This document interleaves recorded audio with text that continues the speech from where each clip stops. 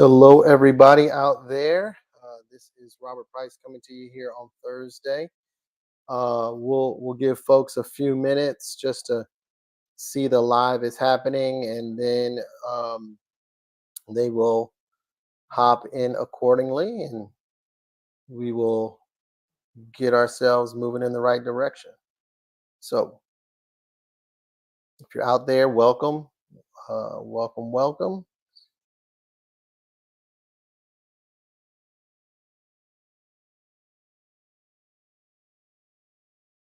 I see some folks hopping in various places here on Instagram. So here in our Facebook group, good to see folks in there.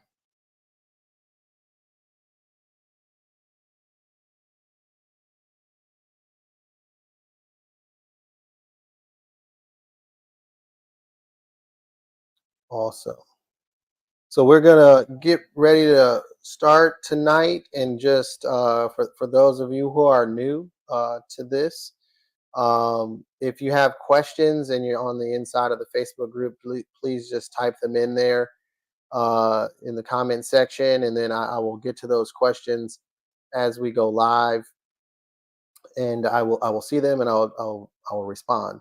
So one of the cool things that we get to do today for me is that the women's major at Chevron in the Woodlands is happening, and I got to watch a little bit of that.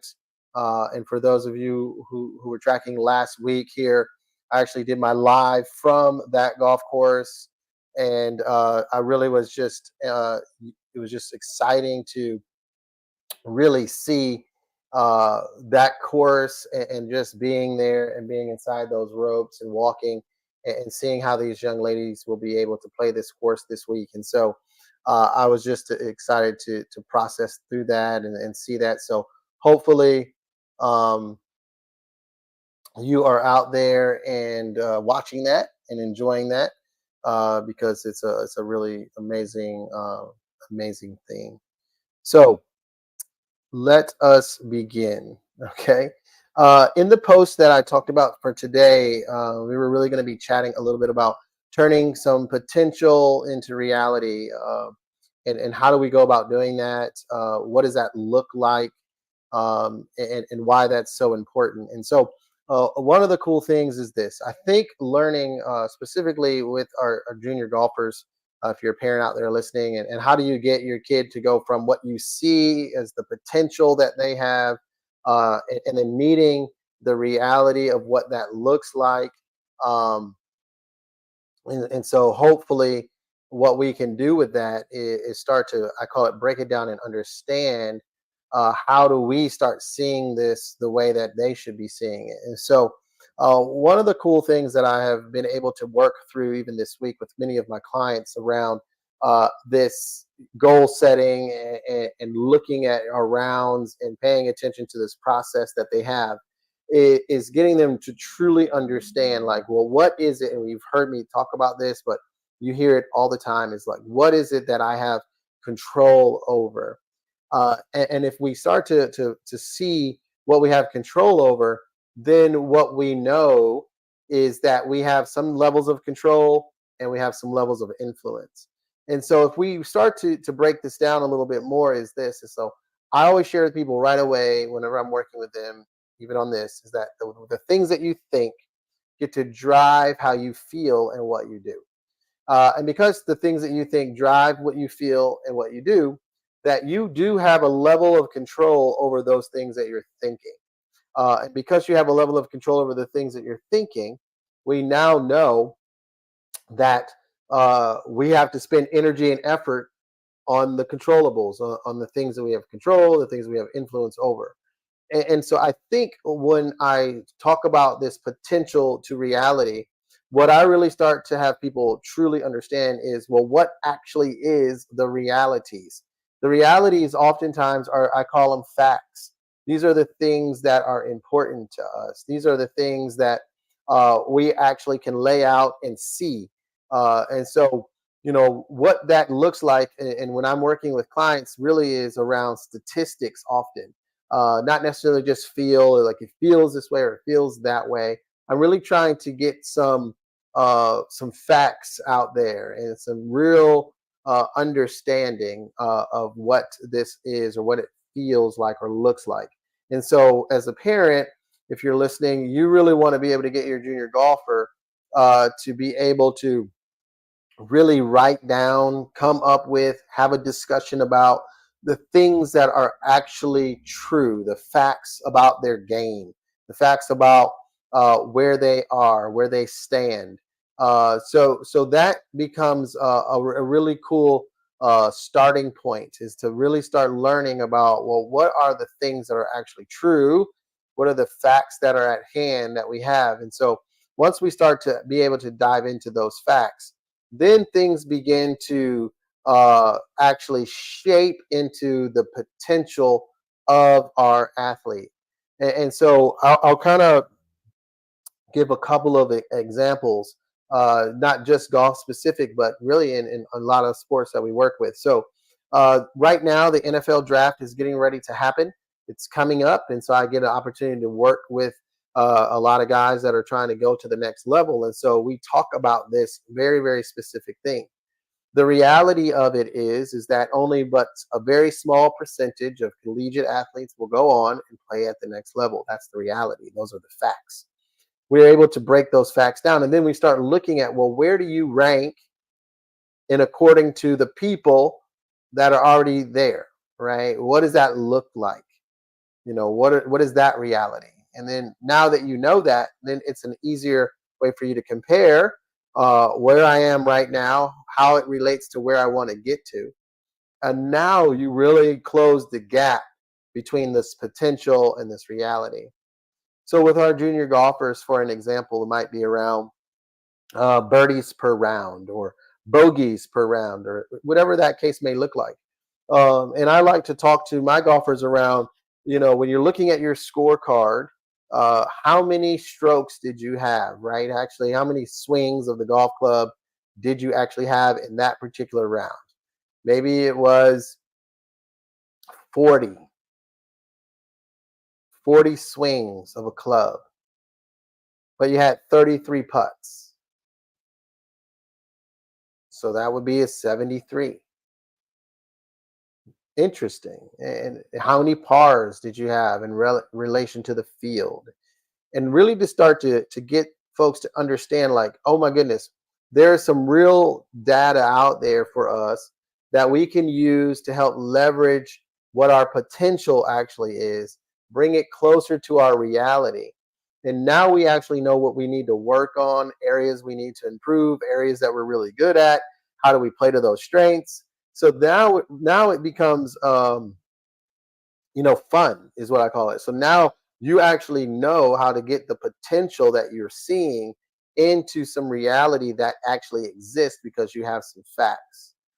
And I'm speaking about this today too because it's actually interesting. We got emails, if you're in the junior golf world, around Junior Golf Hub coming up with their ranking systems. We have Tugger, Tugr, Tugger is out there. They have rankings as well. And then obviously Junior Golf Scoreboard. And so now we have these, I'll say, 3 ranking systems that are out there that our kids could be ranked in. And so it's probably going to behoove us to know where we are in each of those areas and what do coaches actually use these things, and if they do, which ones are they using, or do they take an average of them all?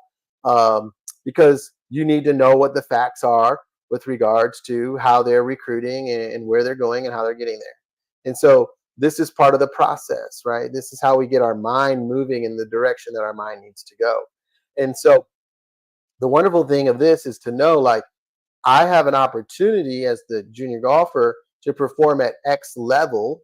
I have potential to perform at X level because of these facts that I've been able to walk through and work through. And so many of the people that I've been talking with right now that have completed their black book, where we're talking about the focus aspect, these controllables, influenceables, and the things that we don't have control over, what they're finding with their particular junior golfer is that they now know very specifically what areas they have control, the areas that they want to influence. And so now they're able to place their attention and effort and energy in those places and spaces. And again, as I always shared originally, that's our baseline. When I'm working with someone through the mental playbook specifically, they have to have a baseline. And when we have conversations and communication, it's going to be about, hey, okay, cool. So you shot whatever you shot. Awesome. But where we are with goals, what were the things that you were looking to accomplish in that round? What is our process? What does that look like? So, in this understanding is like, how do we get potential to reality? Well, what we have to do is identify what the reality is. Once we identify that, that's those facts, those are the truths. Once we know what those truths are, then we can actually have a really good measuring stick of what our potential is, and now how we can actually get it to become much more closer to the reality that exists for us and for those that are part of our team. So one of the awesome opportunities is that for you out there listening is that if you have a junior golfer who you are seeing this great potential for, and they're not meeting that reality, then what we can do is this. Especially if we were to work together, we're going to literally list out all of the potential, whatever that might mean or look like to them or to you. Then we're going to look at, well, where are we wanting to go? What are the facts that we have, right? What is the reality of that? And then once we have the reality of that, then now we're going to be able to really hone in on our experiences and really start to see exactly how do we start closing that gap, because that gap needs to be closed, so that way we can actually start to see some really consistent performances over time. And so, again, going back to last week when I was talking about when we're out on the golf course and we're going through a practice round, what are the things that we need to be doing? What are we supposed to be focused on? We have potential. That's the practice round, is the potential. The reality of it is where the balls are going to go and what shots we're going to hit and shot shapes and clubs off the tee, distance, places to lay up, all that information. That's the reality. And so, are we far away from that reality? If we are, we have a lot of potential, and we can get a little closer to the reality by starting to measure in, look in, and squeeze those facts together. Because now what you're going to start seeing from your golfer is a lot more consistent performance. And so, today is really all about an opportunity to talk through and walk through, um, understanding, like, man, I really want my athlete to realize their full potential. I really do. But what we do as parents, and this was in the post, is that we want to shield them from the sting of maybe disappointment and frustration. The reality of a parent, right, is we have to allow our athlete to actually experience the consequences of their behaviors. That's a good thing and a bad thing, because consequences can be good or bad. They're not just bad. They can be both. And because they can be both, what we know is we have to let them experience those things versus shielding them from some of that disappointment and frustration. It is a way in which we build character or grit or the champion mindset. It's to allow them to fully be immersed in the consequences of said behaviors, shots on the golf course, decision making that they have, course management skills that they exist. And then once they're able to appreciate to some degree that this is what's happening, then someone like myself is able to really work with them around how do we manage those things so that way we do not experience them again. Same thing for the parent, right? We don't want to continue to allow them to be frustrated. We really want to understand and get your junior golfer to really begin to find their stride of consistency, really getting them from going from just being good to being great or consistently great. And how do we do that? Well, there's a process in that, and there's a way in which we come together to nurture some of the resilience that they're learning from the consequences of the mistakes that they've made. And then we start looking at how do we start creating the confidence that we need. And I've shared this before, is that what we know about it is this. The potential into the reality is this. We start building confidence for them. We start doing that, or they start doing that by really looking at their prior experiences and understanding that there are things that I am doing that are actually working, and then there are things that I'm doing that are not working.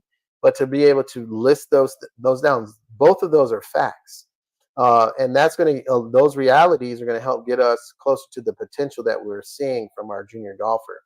So there's I call it these emotional hurdles that exist. There's going to be setbacks in this game. There's no perfect round of golf. Even when someone has a seemingly perfect round, there's still things that they could have done or different or thought about doing different. They'll talk to you about that all the time. And to get your junior golfer and to get you as the parent to kind of come alongside and looking at, well, how do we start managing through some of these mazes and these hurdles, getting over these things, taking these setbacks, and really using them as stepping stones for the success that we're looking for them to have.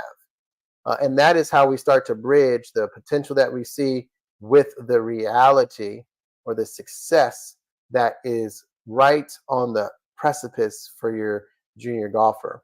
And I know there's a lot of things out there that will say to you that we can get them from going from, you know, uh, say 20 strokes, 10 strokes, 15 strokes, 7 strokes in tournament play. I mean, you really think about what that means or what that looks like or how that even is possible.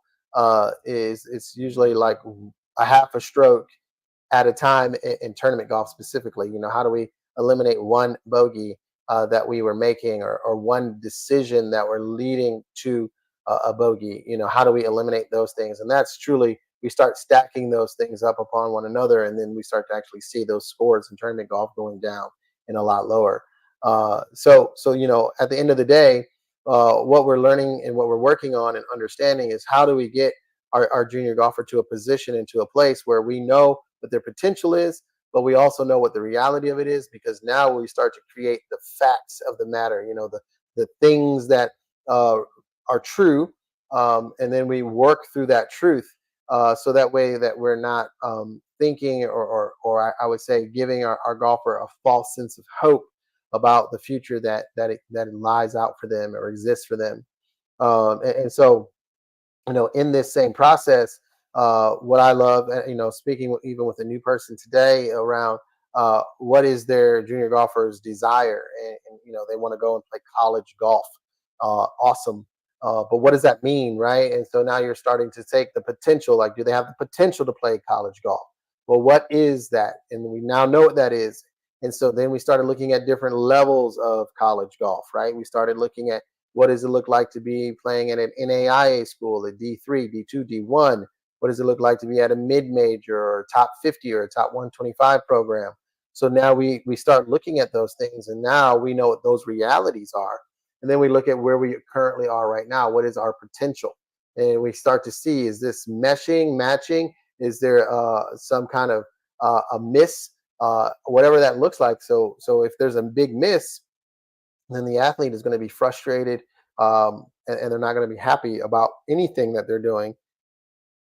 And so what we need to do is to really get the potential and the reality to become a better match. I do that work all the time. So that way the athlete is starting to be less frustrated about just the outcomes, or even the results that they're receiving, but really teaching them, like, these are the things, these are the stepping stones that I need to make each day, stacking another stepping stone, stacking another stepping stone, until we get to the place where we are wanting to be, where that potential is meeting the reality that exists for everybody that's out there. So again, I appreciate folks hopping in and enjoying their time. This is a busy season in the golf world. We know this. We have, in some places, we have high school golf heating up. We have regionals and states happening, getting ready to begin. In collegiate golf, we've had conference championships going on this week and next week, where players were just testing their mettle. Their schools golf, NCAA golf is getting ready to become right into our forefront, as we kind of start really digging into, as I call it, the first major of the year, with the Masters having happened. People are now excited about golf and really thinking and talking about it. And so if you have a junior golfer that's out there that is looking to really find a solution to their mental game challenges or laps. The mental playbook is an opportunity for them to do that. And again, there's part of these concepts are in there where we're really looking at, how do we control the things that we can control? Absolutely. But more importantly, what are we putting our attention and time to task on, and when we're out there training and doing what we have to do? So if you're out there and you have some questions, I see some folks on Instagram, some folks here on in the Facebook group, and on YouTube as well. So this is a great time for you to begin. If you have some questions out there that you'd like to ask, feel free to go and do so. Again, you can type those in the chat, and uh, love to see those out there.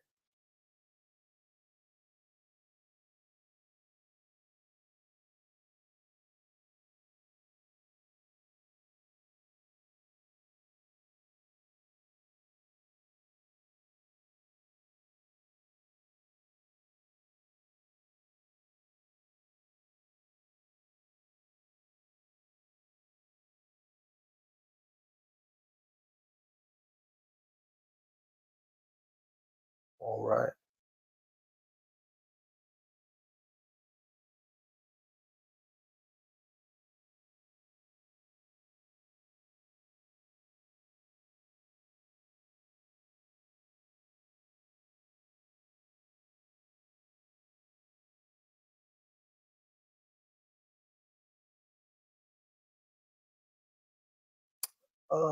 I have a question here from YouTube. It says, "How long does it take for a golfer to begin seeing success in this area?" That is a great question. Um, so one of the things that I would say is that uh, for me, I'm hoping that it takes just one session, and then we build on that session, and then we build again on the next session, and then the next session, and then the next session, because I want to see improvement, especially in the mental game space, quickly after each opportunity that we have to meet. And so you'll start I would say, how long does it take? I mean, after an hour or 30 minutes, it can begin planting seeds and creating the roots necessary for them to be successful at what they're doing. It's a great question. Thank you out there in YouTube land.